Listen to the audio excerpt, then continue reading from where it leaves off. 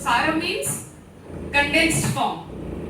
It considers the dharmic or ethical conduct as the foremost for economic decisions of the state and the householder. Shukra is the shortened name of the sage Shukracharya, who is originally thought to have written an ancient treatise on political economy. So Niti refers to ethical socio-economic policy and Sara refers to the essence. Here is his name Ashwaghosha. He was the 2nd century Buddhist philosopher who makes a reference to Shukracharya and his treatise in Buddhi Charitram, and he identifies Shukracharya as the author who wrote a treatise on the science of political economy. Kautilya too makes his reference, and the earliest copy of Shukraniti Sara was found in 1851 in the Oriental Institute situated in Maratha princely state of Baroda. An English translation of Shukraniti Sara is based on the text edited by Dr. Gautam Oppert for the Madras government in 1882, and it is titled The Positive Background of Hindu Sociology. So Shukraniti Sara, or the Shukracharya System of Morals, there is a book by Binoy Kumar Sarkar in 1914. Now when we refer to the economists, it's very important to understand that we refer to them as the Oriental economists. So what is Oriental economics? It broadly refers to the study of economic systems and practices in Asian countries. And the root of Oriental economic ideas goes back to the human civilization. As time passed, different scholars have developed their own economic insights as a product of their experience and utmost prudence. We are very much familiar with Adam Smith, Alfred Marshall, J.M. Keynes as modern mainstream economics, but Kautilya, Shukri and Brihaspati, they are recognized as the Oriental economists of ancient India, which is from this book, The Economics of Kautilya, Shukri and Brihaspati. Skip. So the word niti in Sanskrit refers to the guiding principles, ethics or moral conduct.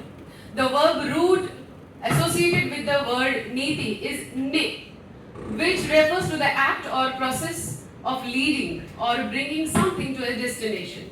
In the context of policy formulation and implementation, therefore, the word niti is understood as a set of principles meant to guide or support behavior toward the desirable end.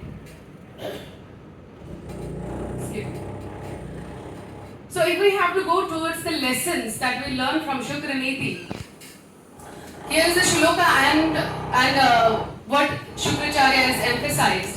And with respect to that, we have tried to take a case study from the Indian industry. I have taken some foreign industries as well.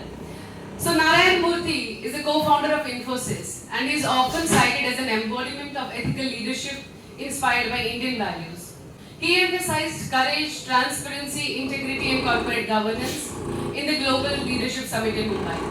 He set a precedent in Indian IT industry for employee-friendly policies, honest disclosures of balance sheets and shareholders' respect.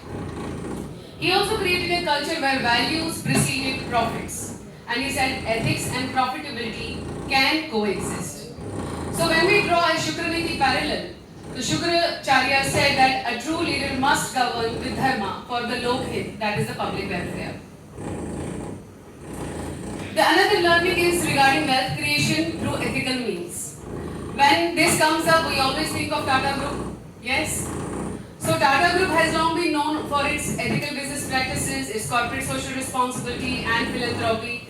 We all know that 66% of Tata's profits go in philanthropy.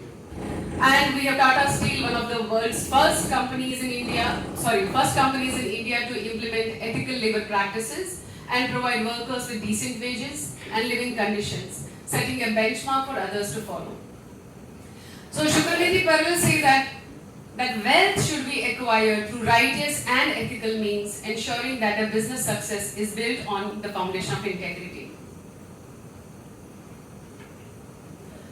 So when it comes to fair trade and economic justice,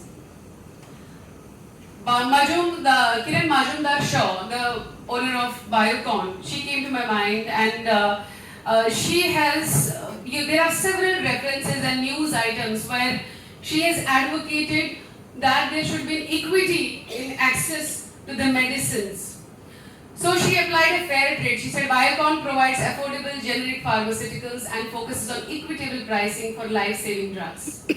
Biocon is committed to open clinical trial data As we all know that not all companies give an open clinical trial data. Biocon did that. And Shukranidhi parallel, it says governance must aim for lokhiत, again public welfare, even in times of crisis.